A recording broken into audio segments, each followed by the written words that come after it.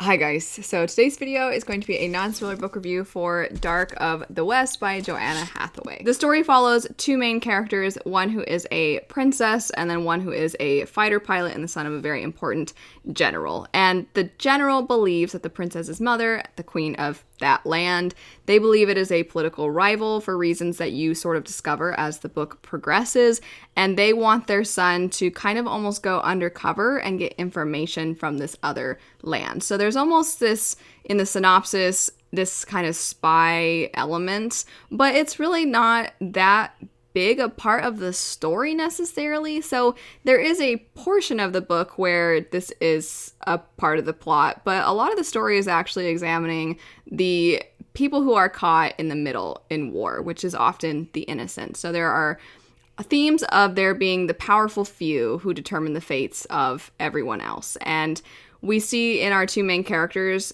based off of who they are and who their parents are, they are sort of almost guilty by association, even though they are often innocent in regards to what they know. It's actually very tragic, but it's a little bit of a kind of a forbidden love story and enemies to lovers sort of thing. It's kind of just very bleak and quite sad, and it's actually more of a military fantasy than anything else. So while there is a part of the book that is kind of this sort of love story, this forbidden lovers type of setup, and while part of it does involve the character sort of getting information from this other place and these people by pretending to be someone else, I feel like the majority of the book is this character out and discovering what it is to be a pilot and discovering that war is not great, and then the other character who's finding out more about the politics. So where I think this book is going to lose a lot of people is that it is basically historical fiction. There's no real fantasy elements aside from the fact that it's a different place, but you might as well just call this a World War I, World War II historical fiction story, but with different names. It's not black and white, like the events are not exactly the same, but the technology and sort of the social norms, the way that people view what it is to be proper and things like that, that's definitely rooted in a certain time period of our own world, and the technology is as well. There's photographs, there's TVs, there's airplanes, obviously he's a fighter pilot. So that was very different from a lot of other fantasy that I've read, which I actually really liked. And I think that it was interesting to remove our own emotions that we have naturally attached to history by having it be a different place. But the downside to this is the fact that this is where it becomes fantasy, because you don't know you didn't grow up learning about these places. So you only follow two characters, but the two countries are not the only countries involved in all of the violence and the war and the politics. There's all these other places. And I definitely think that if you're going into this as somebody who typically enjoys YA books, there is a lot of details. There are a lot of details that are probably going to start to feel overwhelming. You're going to feel like you're going to need a notebook to keep track of who's who and who's representing what and why these people hate these people and why it's a big deal that these people are revolting here. But if this had been adult fantasy, I don't know that too many people would have minded that, because it's almost expected in adult fantasy to have these additional details. In fact, I would say it's usually praised because it means the world is more it's fleshed out more. I also think it's very unusual to find military fantasy in YA. That rarely happens. And then, like I said before, the time period that it's inspired by is just not like any other fantasy stuff. So the fact that there's no magic, there's no mythological creatures, it's not going to scratch that itch if you're looking for a really cool magic system where people can fly and like control the weather and things like that. It doesn't have any of that. The story goes back and forth between our two main characters, which would be Aurelia and Ethan. And those are your main point of views, and so the information that you're getting is somewhat diluted in regards to all of the military information, the political information, because of the fact that they are young and that they are innocent and that they are only able to get some of it. You don't really get the powerhouses that are giving you the information. They're learning it kind of secondhand, and so then you're learning it through the grapevine.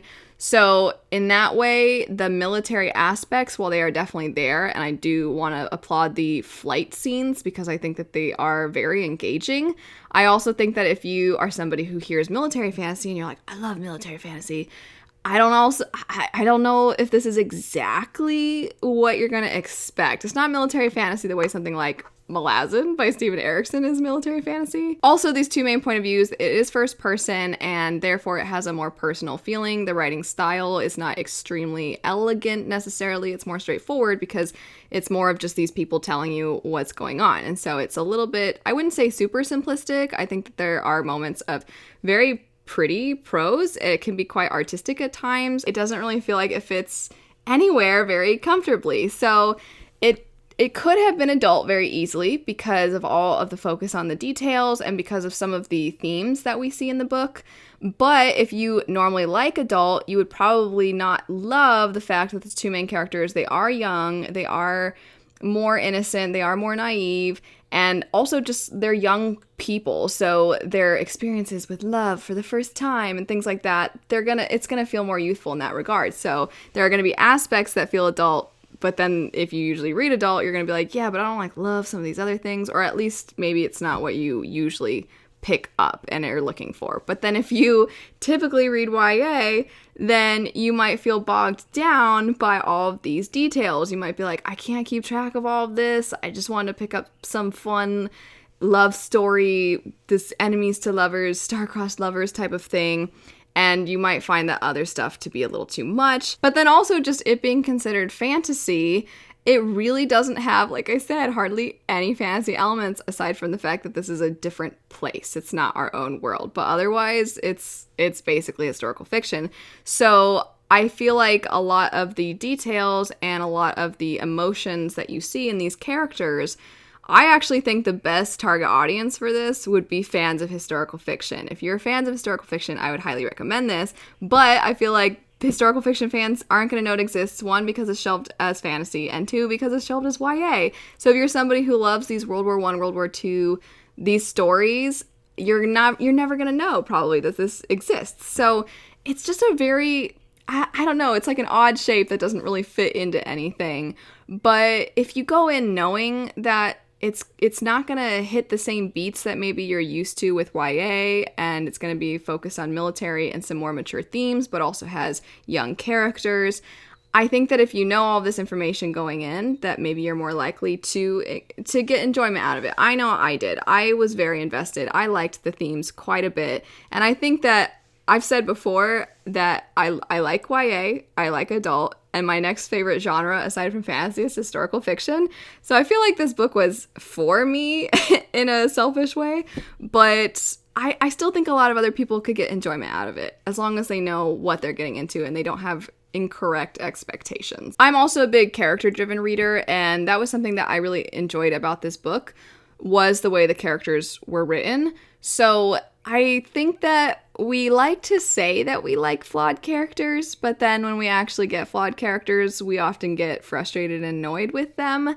But I feel like these characters were flawed without being super annoying. So they kind of pushed the boundary a little bit, but I ended up really liking reading from their point of views. So the princess character, you do see her at times express certain things that I think a lot of us, when we read books where there's royalty, we love the royalty that like feels for the people and they don't think that their station really matters and everyone is equal. They want equality for everyone. And this character, there were times when she knows that marriage to another individual means something. It means something for political gain. And so you'll hear her say things like, why would you throw all this away when she's talking to another person? Like, you could marry a king. Why would you throw this away for just like some nobody? And I'm like, that's realistic. That character probably would have that conversation. So even though you're like, dude, how could you feel that way? That's a terrible thing to say.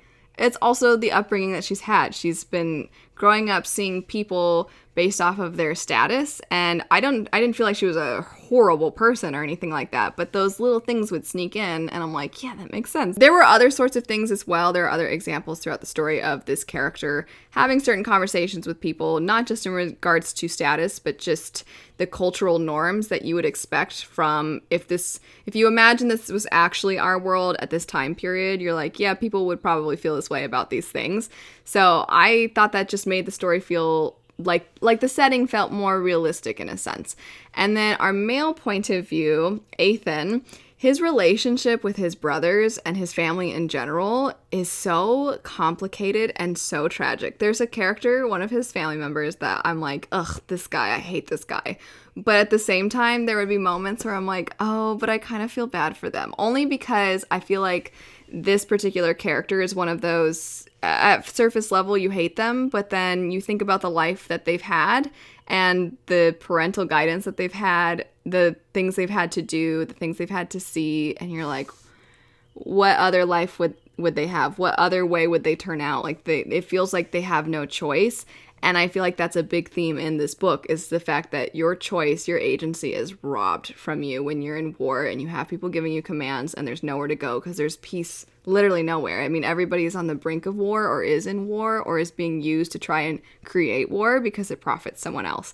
So I feel terrible saying I really loved seeing that. But what I mean is I loved seeing how that it wasn't just this distant thing. War, even when you aren't literally engaging in battle, it still has an effect, especially in this case, the son of a general, which is what Ethan is, and just his family affected by the fact that their father is this really high-ranking person. I liked it. I liked seeing all of these negative effects on the family. It was sad. And I just want, I just want the character, I want these two main characters to just like fly away in the plane and go like find some island and live off the land and be happy. That's what I wanted the whole book. But the author does a risky move that's going to potentially frustrate some readers, and other readers, I don't know. I liked this decision, but I could very easily see how this would not be something people would enjoy. So the prologue of the book is one of those prologues that gives you a glimpse into the future.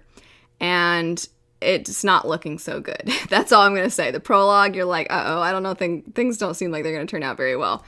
And it's very interesting in that you don't know as you're reading the book if you're even going to get to that point, because this is the first book in a series. So you don't know throughout the whole book until you're done with it if you ever get to that point or if that point is going to be happening in later books. But I was sitting here like, oh no, I don't know if things are going to be looking great. And so now I'm like panicked, right? Because the whole book, I'm like, oh no, I know things are going to go wrong. And I liked that feeling, but I also liked not knowing, are things going to go wrong in this book? Is this going to happen in the second book? And then in the third book, maybe things will get happy? Or is this where we're going to start to see like the end of the story? Is this prologue? Like, where is this going to fit in? And I liked that decision, but I also totally understand if other people don't. I'll add one more thing to this in saying that because there is this kind of romantic subplot in the story, there might be some people that want to pick this up and think that it is a love story at its core, and there are other people that they might not want to pick it up because they're like, I don't really like romance a lot in my books.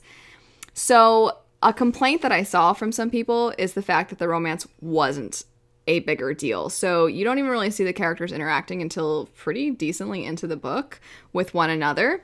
And it is a lot of the politics and the military aspects of it. So I thought that what we got of the romance, it was enough to satiate that for me. But if you are going into it hoping that that's the focus, it's not what the whole story is. You're going to get so many other things. So I just feel like that's hopefully a helpful heads up. If you do pick it up, I hope you really enjoy it. But anyway, thanks so much for watching. I hope you have a lovely rest of your day, and I'll see you guys later. Bye.